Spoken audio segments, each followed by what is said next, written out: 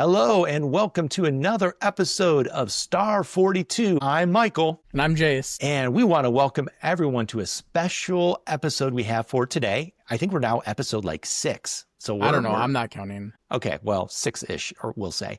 Anyway, I want to introduce Jason Rosenfeld, who is the new Chief Growth and Alliance Officer at New Rocket. I had to look at LinkedIn to see that because I'm so used to him being the CEO at his previous place.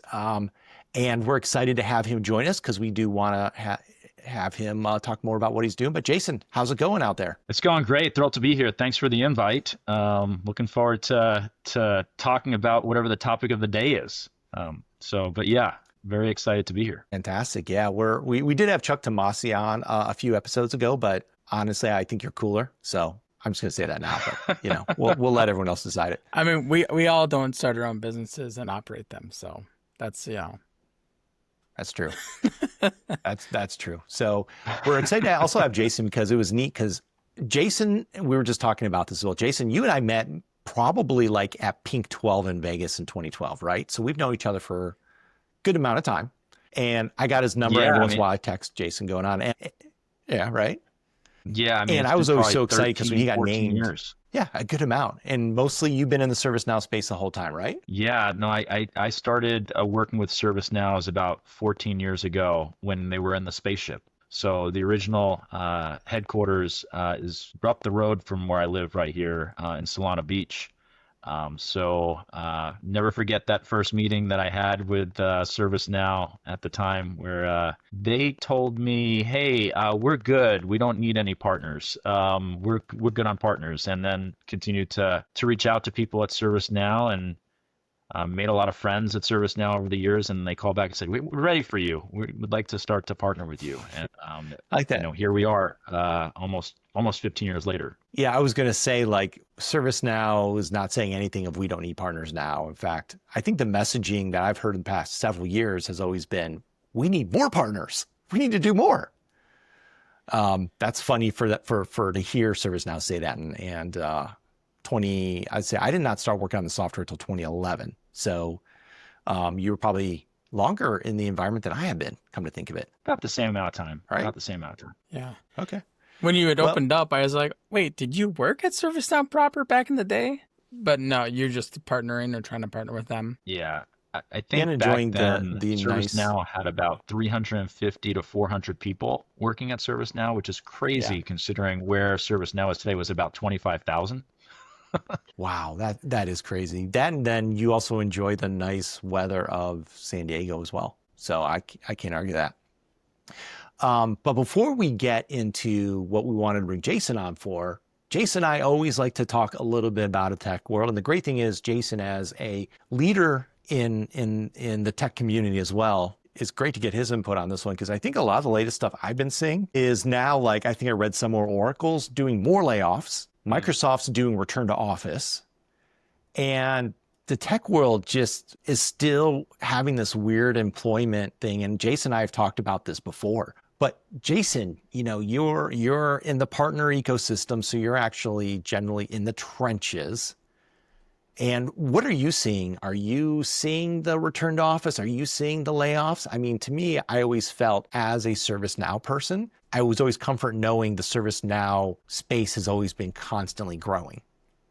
Have you seen any of the negative things that I've been seeing on LinkedIn of some pretty smart people that are like, hey, I'm looking for work? I think the workforce is changing, right? I think some of the companies that you mentioned and just even some of the large services companies that are out there, things are changing because companies are looking at AI.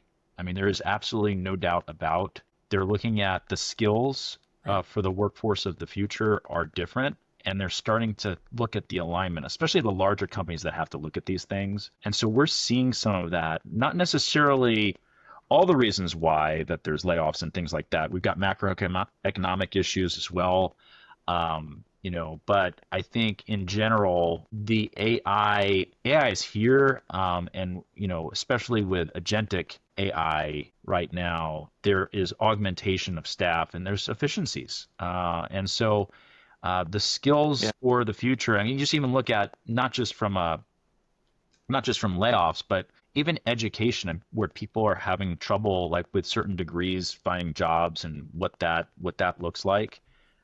Just what is going to be valued is the skills in working with AI, not necessarily going and building everything, but to leverage AI to help you build everything. And I think that's what's fundamentally shifting right now before our eyes. And so companies like the ones that you mentioned have to be looking at those things. And pretty much across, especially as you get larger and larger, they're looking at, hey, we're making these investments in AI for efficiencies, right? So they want to look at how Yeah. can they actually see some of those efficiencies as quickly as possible.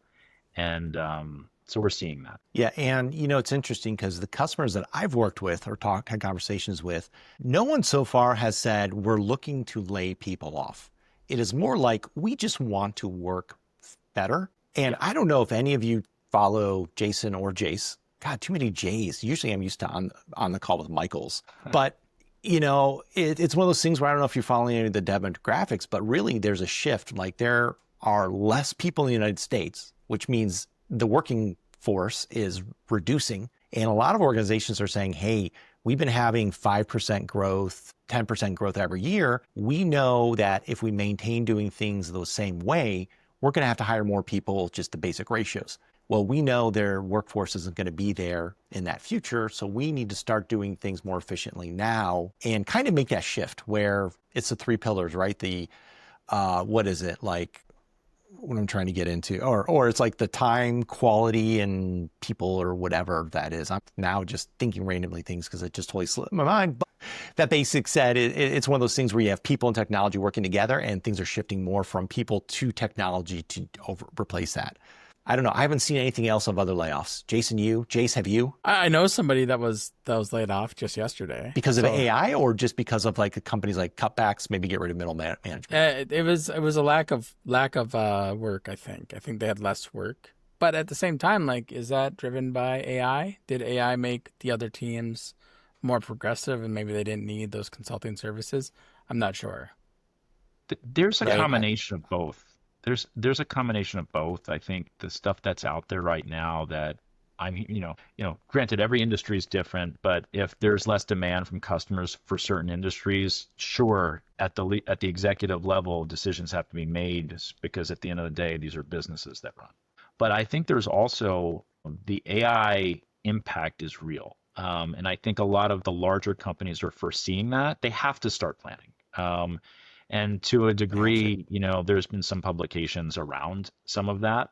But, the right decisions that are being made around how to leverage the workforce to better use AI, those are the jobs that I think a lot of people should be looking at. Like if I'm somebody brand new and I look at my son who's 16, I wouldn't want him to go get a computer engineering degree right now. Because if you look at the demographics of I the don't people either. that are struggling the most from an unemployment perspective, that's the group where there's a bunch of, because there is the belief that AI is going to be able to do a lot of the development and a lot of the repeatable tasks. But what is interesting is I think those degrees are going to change, right? I think if I had to foresee the future, prompting, prompt engineering, those kinds of things are going to be critical skills for the workforce of the future. So for the people that are already working, if you're not already trying to figure all of that out and how you work better with AI, you need to be.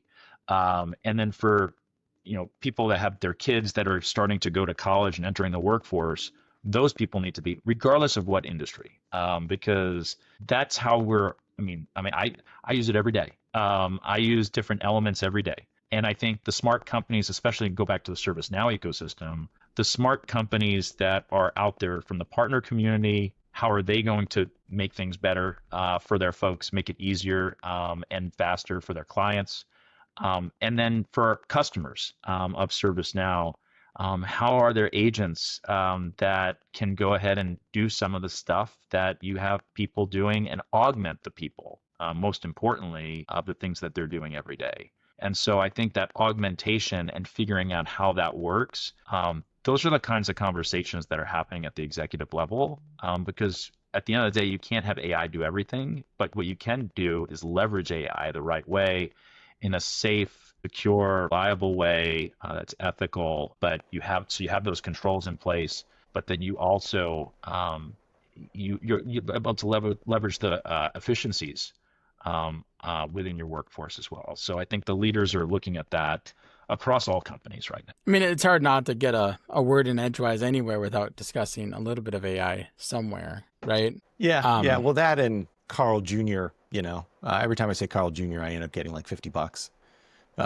If you know that reference, you'll laugh. If you don't, you're going to think I'm crazy. And I think it's raining now. It's like loud rain in my microphone that picks up everything. It's awesome. But needless to say, it's one of those cases where I still can't get over the fact that like in high school and college, it's frowned upon to use AI. And yet then you get in the workforce, they're like, all right, we want you to use AI. And I agree with you in the computer engineering part as well, which thankfully I didn't go into computer engineering. I got a biology degree, so I feel like I'm safe. We'll see how that works out for me. But needless to say, I'm still seeing some people, organizations that aren't really touching AI the way that I think they should. And that's kind of weird to me. It's hard to justify the value at the cost it is, regardless of who's selling it, whether that's Salesforce or Microsoft. It's expensive. And then like there have been leaks of like corporate data because people haven't been good stewards of like how they're loading it up. Right. So, I mean, you really got to know what you're doing. Like, I don't blame companies for being hesitant to like put their stuff into those things, but it's early days still. Like there's a lot of opportunity for folks to educate and show folks the right ways to use this kind of stuff. And there's fantastic new tooling like these model context provider servers where you can servers where you can add them to a large language model and say, hey, now you can go and create me incidents. Have you guys seen Echelon AI's model context provider server for ServiceNow? You can literally just spin it up and you can ask it to like create incidents and open requests and close change requests. And I think it just does it. I haven't tried it, but all the code is sound. It's in Python. I don't write Python, but okay. But yeah, I mean, like that kind of stuff is popping up. And the way that they made it, you host it yourself. Nothing goes out. I mean, you'll go to a large language model wherever you host a large language model, whether that's an inference endpoint at Azure or AWS or OpenAI or self-hosted. But it's just interesting stuff. But yeah, there's a lady named Eva K. She's like with Voice to Me. She does some stuff with Andrew Pishulin. And she was on a talk earlier today, and she was saying, or the guy she was talking to was saying, I forget which one. Like, I don't think it's going to be a matter of people getting like Rift everywhere. I think it's a matter of people who embrace AI are just going to take over where people didn't. I think so too. Yeah. All right. Because it's another tool, right? That's what it comes down to. And I like the fact it really is just another tool. And by the way, it is not perfect. It has hallucinations or the way that I look at it is hallucinations to me are not truly making things up. Hallucinations it was looking at data that we would not want, that was creating an answer that was actually correct for that data, but it is frowned upon. And the best example of that is like where they turned on Azure, whatever months ago or 6 months ago, whatever. And people were asking questions and it turned out it was like anti-Semitic and racist. Well, if you look through a lot of content on the internet, let's be real here. There's a lot of anti-Semitic and a lot of racist and a lot of hate out there. And that's what it was trained on. Yeah. So I always say, hey, look, when AI gets smart enough to be somewhat self-aware, it's not going to want to destroy humanity because it doesn't like humans. It's going to be like, oh, let's look at humanity killing itself already. So that must be what we should do. Like, yeah, it's like Transformers. Which is a very, go ahead. Yeah, exactly. It's like, oh, we're doing it. So yeah. So it goes into a key part of being just really, really careful when you train these models and what data is, because those hallucinations are based on something. Yeah. But, we could spend hours and hours and hours in talking about AI. In fact, we have. But, more importantly, I want to shift over to kind of why we brought Jason here. So Jason was previous CEO at Cask, which I love the emblem of the Cask because, well, I don't know. I won't go into details on that. And I like the fact that he was my friend because I could be like, oh, I know the CEO. Let me text him, like show off, because I don't know anyone else like that. But now he moved over to New Rocket, and I saw the LinkedIn post saying, hey, I'm going to make a change. Excited for it. New Rocket, if anyone knows the history, came from Nathan Firth, who It is New Rocket, right? Yeah, I'm not crazy. That's Yeah. correct. Yep. He was the guy who created the service portal and said, you know what, I'm going to start a partnership who does all we do. They got very good. I think he sold it or whatever. And now they're a pretty powerhouse of a partner because they do a lot than just service portal. And I've always heard good things about it. But Jason, first thing I want to ask you is, first of all, why'd you make the move to New Rocket? Like, what drew you to them? So I think the growth trajectory for New Rocket, and specifically the vision for the leadership team around where to go as a services firm of the future with AI. So there's a significant amount of investment that's being poured in right now from an AI perspective.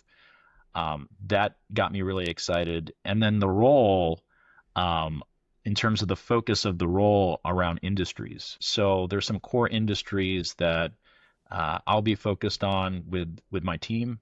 And I think the more customer centric focus of the platform around different industries, way beyond just the back office, but really front of the house. And then so that goes aligns to the CRM play, right? That ServiceNow is really, really entrenched in going after. That is exciting to me.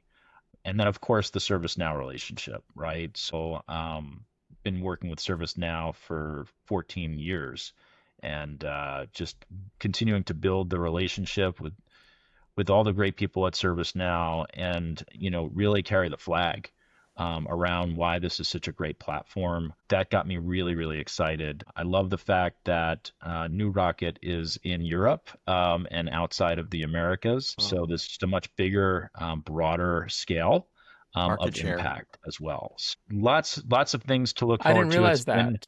For me, it's only been a few. It's only Few been days. a few days. I mean, it's been a few days. So right now, I'm drinking from the fire hose. I'm just meeting as many people as I can from New Rocket, and so far the people are all smart, excited, and super passionate about this great platform. So thrilled to Okay. be here. Thrilled about the vision of the company and where things are headed beyond where we've been to this point. So yeah. Okay. And then your title with the Chief Growth and Alliance Officer. So you're talking about growing the different verticals, right? Different industry solutions like Bill That's McDermott correct. has talked about. That seems to be a big thing. And then an alliance officer side of that as well is what, branching out, I mean, building out more partnerships, technology partnerships, services partnerships. What are you looking at? Yeah. So one piece is the ServiceNow component, owning the relationship with ServiceNow, Mm-hmm. but then also building relationships with other partners. And I've already had a number of folks reach out. That includes folks with, that may have solutions that are built on the platform. That includes organizations that may not have a ServiceNow business, but they work in technology and they really need a great partner to do great work in the services space around ServiceNow. So it's a variation of all basically alliances, and in some cases could include partners of ServiceNow in some of the areas where they have gaps. So again, it's been 3 days, but I've already had a number of texts, phone calls, and emails from folks, and to me that's pretty exciting. It speaks to the brand that New Rocket has in the ecosystem already. That that's sounds good. very exciting. I'm not gonna lie, that sounds really cool. I'm excited to see how this goes for you and what happens with Cask. I'm sure they're in great hands still. Well, they're not Cask anymore. They're not This is Cask the other anymore. news too. Yeah. They're Oh, now Undero. did they Yeah. merge in? Oh, it's right. They got acquired by, okay, yeah. Yeah, they rebranded, and I had like a Rebranded. marketing event last night with them, and it was at a distillery. And I'm like, of all the times to change your name from Cask and to be at a distillery, you're like, it's the absolute worst time to do a distillery event. Well, Yeah. I'm sure that wasn't planned for that date and time for that to happen that way. But That event was just unfortunately timed. no, we don't know like when it was planned and put together and everything. But still, nonetheless, I mean, and when you started just in the ServiceNow world itself 14 years ago, what role did you start at, Jason? Because you got to keep in mind, you've had a pretty magnificent growth into this to be CEO at one point, and then chief growth and alliance officer kind of sounds cooler, honestly, to me. Yeah, no, I'm pumped Responsibilities are about the new different. role. When I started working with ServiceNow, even before I started working with ServiceNow, my last firm, I started as basically the jack of all trades. So my first customer, I was the project manager, I was the consultant, I was the technical consultant, I was the salesperson. I Oh, really? was I didn't know you literally did I did it technical all, right? consultant. And Yeah. so the first few accounts in the ecosystem were basically me doing all different things, and then eventually hired some folks that I had known and worked with in the past, and then we hired some more folks that we knew, and that worked out really, really well, and grew it to the point where it was the largest organically grown partner. And now uh, being at a partner that's even larger, it's exciting. Hmm. Just being able to look at this on more of a global footprint in EMEA, and so I'm really excited to go over to there's the World Forum in London, so that'll be my first time Yep. going to a ServiceNow event in Europe. So really pumped about that. That is so cool. So that theme of being on the front lines and growing an organization fits in perfectly with this chief growth and alliances officer role then. So is it almost like this was made for you in a way? I mean, you could say that. I think the Yeah. more people that I talk to at New Rocket, the more I think they appreciate me being at New Rocket because of just like you talked about, like, being in the different roles, the length of time working with ServiceNow. I think but to me, it's about what happens next, right? It's what happens in the future. The ecosystem has changed dramatically in the last 14 years, even in the last 2 years, and for the Yeah, better, right? definitely even And the last two so, years.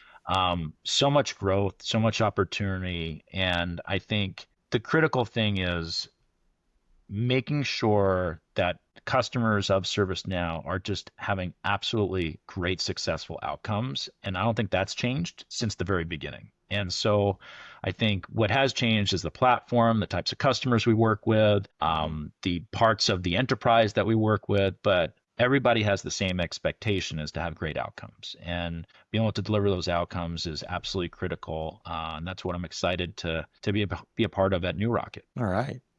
And have you thought about having a very ServiceNow technical oriented role that just follows you around and travels all around to Europe with you by chance? Not asking Oh, for a are friend. you asking for something? But yeah, I'm asking for a friend. I'm just saying. I mean, I could use some He's immediate travel asking here. for Eichel May Abodnik yeah. Slay. You might not know him. Whatever. All I'll say is I'm in Columbus, Ohio, and I love Well, Columbus, and I love the it's customers, funny and because the community is great. But I just received an email and about because the World Forums are coming up, so I know I'm going to London, but there's other ones coming up, at least in Europe, in Paris and Amsterdam too. Those sound like pretty cool places to go. And obviously the ones yeah, in the U.S. there's Chicago and New York, and then up in Canada there's Toronto, and I know I'll be in Toronto as well.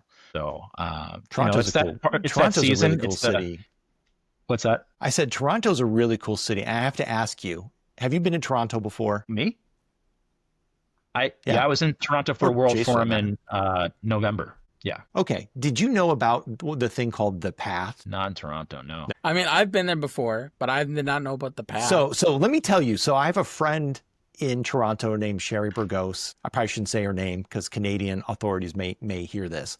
And I was Oh, visiting Toronto like in February. Actually, I was with Chuck doing a workshop, and I meet up with her to have drinks because I'm in town. And I say, okay, well, I gotta go outside and freeze my butt off walking back to the hotel. She goes, why don't you just take the path? We're in downtown, by the way. I'm like, the what?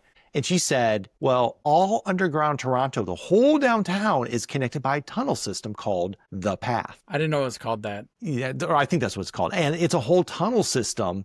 And you can walk from like one end of downtown to the other without going outside. So she Yeah. showed it to me. And every American, I mean, me being American, of course, but everyone I know who's been there, and I ask them, do you know about it? And they always say no. And basically, it's a thing where the Canadians never tell the Americans about. When I went there, They let us I, freeze. I had to work for a large bank up there like over 10 years ago.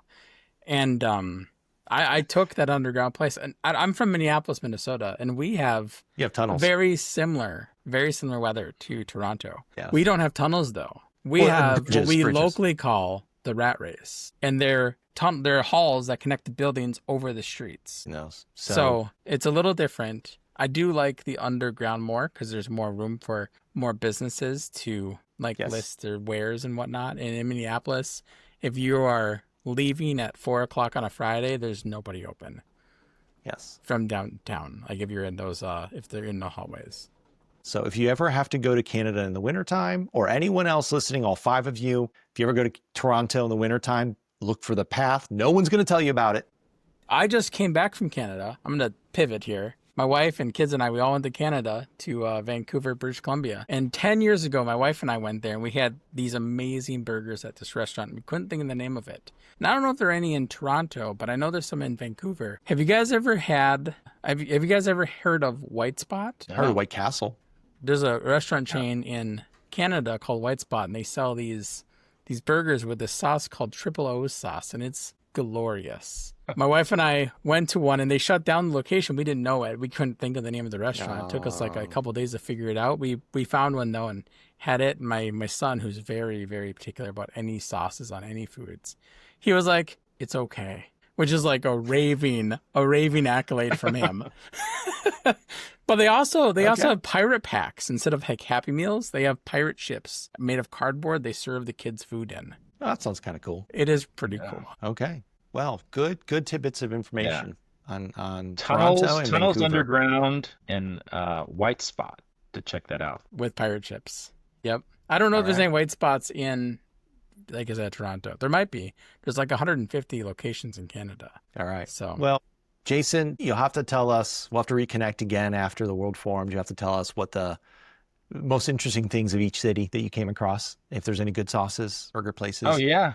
No, that Um, sounds good. I don't know if anything can beat In-N-Out Burger, animal style. So that's my favorite. out Yes, here in thank you. South Animal style, Africa. you know that. we don't have any of those in Minnesota, so I can't comment one way or the other. Nope, we Although I went- just did so hear early- the CEO just moved to, I think Tennessee it was, and they're opening up. They're starting to talk about plans to move to other parts of the country. I think outside of the West Yeah. Coast. So that'll be interesting. Maybe soon. Hopefully soon, because I love In-N-Out. So sales kickoff or knowledge is usually when I hit In-N-Out. There's one There on you the go. Strip by the Venetian. By the Venetian. So anyway, we are close to pretty much out of time, but I would like to thank Jason. Thank you so much for joining us here. And we're going to record another episode probably in a couple weeks. We know we have a lot of stuff coming out with ServiceNow Zurich, more news, I don't know, random stuff to talk about. But until that time, this is Michael, This is Jace. and thank you for joining us on Star 42.